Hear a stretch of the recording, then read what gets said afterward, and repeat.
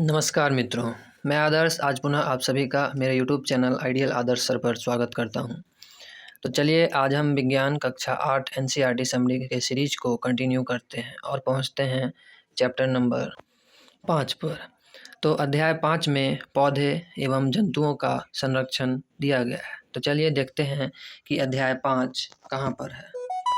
तो चलिए मित्रों, हम पहुँचते हैं सीधे अध्याय 5 पर। ये देखिए, ये है अध्याय 5 पौधे एवं जंतुओं का संरक्षण। चलिए इसके सारांश को पढ़ते हैं। देखिए यहाँ दिया गया है प्रमुख शब्द और सारांश। तो प्रमुख शब्द में हमें पता है, यहाँ दिया गया है जैव विविधता, जैव मंडल, आरक्षण, संरक्षण, वनोन्मूलन, मरुस्थलीकरण, पारितंत्र, संकटापन, स्पेसीज, विशेष क्षेत्रीय स्पेसीज, विलुप्त प्राणी जात, वनस्पति जात, प्रवासी पक्षी, राष्ट्रीय उद्यान, रेड डाटा पुस्तक, पुनर्वन रोपण, अभ्यारण्य। तो चलिए अब इसके सारांश को पढ़ते हैं। वन्य प्राणी अभ्यारण्य, राष्ट्रीय उद्यान एवं जैव मंडल आरक्षित क्षेत्र ऐसे नाम हैं जो वन एवं वन्य प्राणियों का संरक्षण एवं परिरक्षण हेतु बने हैं। जैव विविधता का अर्थ है किसी विशिष्ट क्षेत्र में पाए जाने वाले सजीव के विभिन्न किस्में।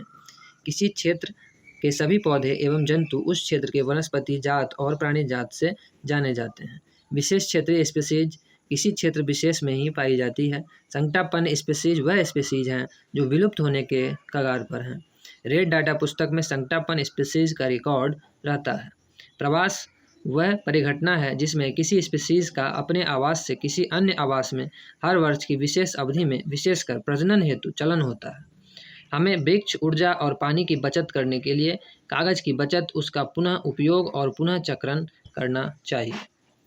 आगे लिखा है लास्ट पॉइंट में, पुनर्वन रोपण, नष्ट किए गए वनों को पुनर्स्थापित करने के लिए रोपण करना है। मतलब पुनर्वन रोपण किसे कहते हैं? जो वन हमारे नष्ट हो गए हैं उसको दोबारा से स्थापित अगर करें तो उसे हम पुनर्वन रोपण कहते हैं। तो देखा आपने, छोटा सा सारांश था जो अब समाप्त हो गया। अब हम पाठ के अंदर मुख्य बिंदुओं को पढ़ेंगे और समझेंगे। देखिए इस पाठ के प्रथम पेज पर पॉइंट डाल के 5.1 में दिया गया है जो वनोन्मूलन एवं इसके कारण क्या हैं। तो चलिए इसे पढ़ते हैं और समझते हैं। हमारी पृथ्वी पर नाना प्रकार के पौधे एवं जंतु पाए जाते हैं। ये मानव जाति के अस्तित्व एवं भली प्रकार से रहने के लिए आवश्यक होते हैं। आज इन जीवों के अस्तित्व के लिए वनोन्मूलन एक बहुत बड़ा खतरा बन गया है। हम जानते हैं कि वनोन्मूलन का अर्थ है वनों को समाप्त करने पर प्राप्त भूमि का अन्य कार्यों में उपयोग करना। वन में वृक्षों की कटाई निम्न उद्देश्यों से की जाती है। पहला, कृषि के लिए भूमि प्राप्त करने के लिए, घरों एवं कारखानों का निर्माण करने के लिए, फर्नीचर बनाने अथवा लकड़ी का ईंधन के रूप में उपयोग करने के लिए, और दानावाल एवं भीषण सूखा भी वनोन्मूलन के कुछ प्राकृतिक कारण है। ये प्राकृतिक कारक है और ये मानव द्वारा निर्मित कारक है जिस कारण से वनोन्मूलन होता है। वनोन्मूलन का अर्थ है वनों का कटाई और वनों का एक तरह से समाप्ति के कगार पे पहुंच जाना। अब वनोन्मूलन करने से क्या परिणाम मिलते हैं वो यहाँ पर 5.2 में दिखाया गया है। चलिए इसे भी पढ़ लेते हैं। पहली एवं बूझों ने वनोन्मूलन के परिणाम याद करने का प्रयास किया। उन्हें स्मरण है कि वनोन्मूलन से पृथ्वी पर ताप एवं प्रदूषण के स्तर में वृद्धि होती है। इससे वायुमंडल में कार्बन डाइऑक्साइड का स्तर बढ़ता है, भौम जल स्तर का भी निम्नीकरण हो जाता है। उन्हें पता है कि वनोन्मूलन से प्राकृतिक संतुलन से प्रभावित होता है, प्राकृतिक संतुलन भी प्रभावित होता है। प्रोफेसर अहमद ने उन्हें बताया था कि यदि वृक्षों की इसी प्रकार अनवरत कटाई चलती रही तो वर्षा एवं भूमि की उर्वरता में कमी आ जाएगी। इसके अतिरिक्त बाढ़ और सूखे जैसी प्राकृतिक आपदाओं की संभावनाएं भी बढ़ सकती हैं। तो देखा आपने वनोन्मूलन का कारण क्या है और वनोन्मूलन किसे कहते हैं। तो चलिए अब इसके मुख्य पॉइंट जो हाईलाइट करके बताए गए हैं उसे पढ़ते हैं। देखिए यहाँ डार्क करके बताया गया है, चलिए इसे पढ़ते हैं। जैवमंडल पृथ्वी का वह भाग है जिसमें सजीव पाए जाते हैं अथवा जो जीवन यापन के योग्य हैं। जैव विविधता का अर्थ है पृथ्वी पर पाए जाने वाले विभिन्न जीवों की प्रजातियां, उनके पारस्परिक संबंध एवं पर्यावरण से उनका संबंध। तो ये था जैवमंडल के बारे में यहाँ पर दिया गया था। चलिए आगे पढ़ते हैं। वन्य जीव अभ्यारण्य और राष्ट्रीय उद्यान किसे कहते हैं, यहाँ से पढ़ना शुरू करते हैं। वनस्पति और प्राणीजात और उनके आवासों के संरक्षण हेतु संरक्षित क्षेत्र चिन्हित किए गए जिन्हें वन्य जीव अभ्यारण्य, राष्ट्रीय उद्यान और जैवमंडल आरक्षित क्षेत्र कहते हैं।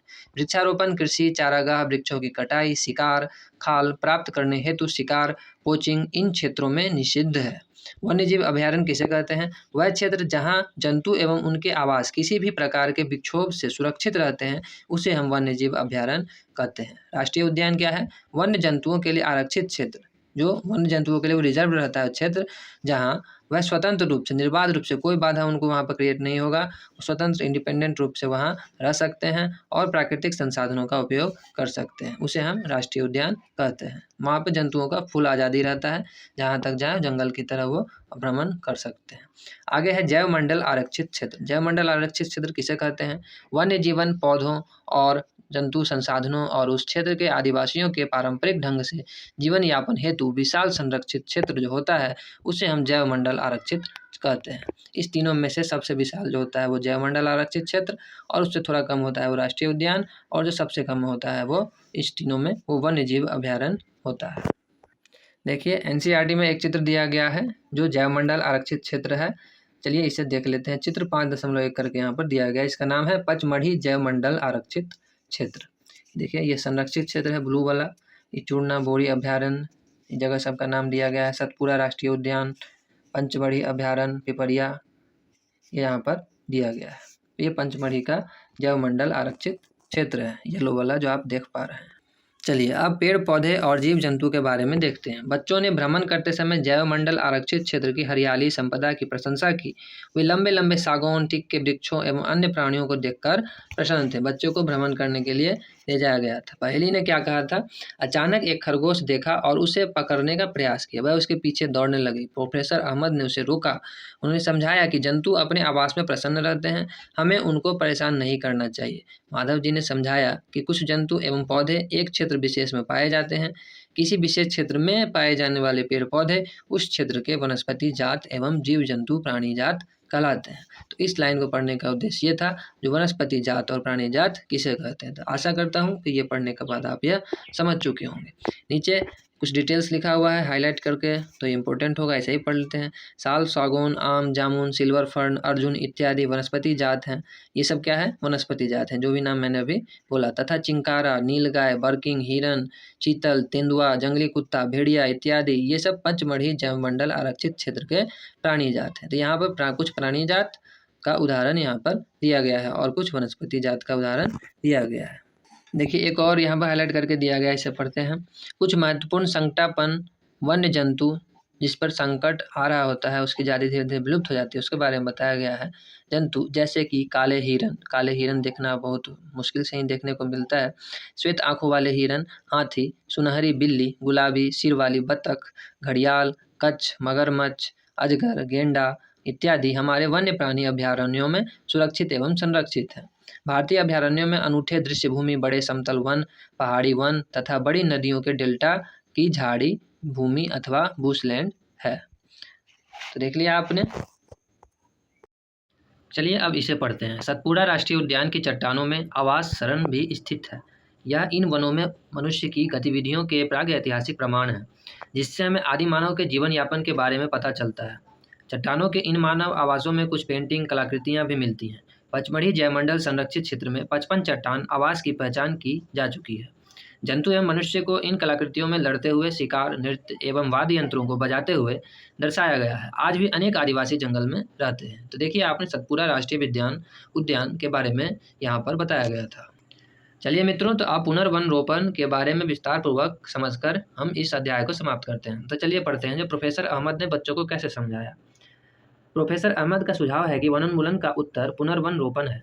मतलब वनोन्मूलन अगर हो रहा है तो पुनर्वन रोपण किया जाए, तो ये इसका उपाय है। पुनर्वन रोपण में काटे गए वृक्षों की कमी पूरा करने के उद्देश्य से नए वृक्षों का रोपण करना चाहिए। रोपण वाले वृक्ष सामान्यतः उसी स्पीशीज के होते हैं जो उस वन में पाए जाते हैं। हमें कम से कम उतने वृक्ष तो लगाने ही चाहिए जितने हम काटते हैं। प्राकृतिक रूप से भी वन का पुनर्वन रोपण हो सकता है। यदि वनोन्मूलित क्षेत्र को अबाधित छोड़ दिया जाए तो यह स्वतः पुनर्स्थापित हो जाता है। प्राकृतिक पुनर्वन रोपण में मानव गतिविधियों का कोई स्थान नहीं है। हम अपने वनों को अब तक बहुत अधिक नष्ट कर चुके हैं। यदि हमें अगली पीढ़ी के लिए हरी संपदा बनाए रखनी है तो अधिक वृक्षारोपण ही एकमात्र विकल्प है। प्रोफेसर अहमद ने उन्हें बताया कि भारत वन संरक्षण अधिनियम है। इस अधिनियम का उद्देश्य प्राकृतिक वनों का परिरक्षण और संरक्षण करना है, साथ ही साथ ऐसे उपाय भी करना जिससे वन में और उसके समीप रहने वाले लोगों की आधारभूत आवश्यकताओं की पूर्ति हो सके। कुछ समय विश्राम करने के पश्चात माधव जी ने बच्चों को वापस चलने को कहा, क्योंकि सूर्यास्त के पश्चात वन में रुकना ठीक नहीं है। वापस आने के बाद प्रोफेसर अहमद एवं बच्चों ने इस उल्लासपूर्ण अनुभव के लिए माधव जी का आभार व्यक्त किया। तो देखा मित्रों आपने, वनोन्मूलन और पुनर्वन रोपण दोनों को मैंने विस्तारपूर्वक इस अध्याय के माध्यम से समझा दिया। अब नेक्स्ट वीडियो में नेक्स्ट अध्याय को हम लोग पढ़ेंगे। नेक्स्ट अध्याय का नाम है जंतुओं में जनन। तो ठीक है मित्रों, मिलते हैं फिर नए वीडियो में एक नए टॉपिक के साथ। तब तक के लिए बहुत बहुत धन्यवाद।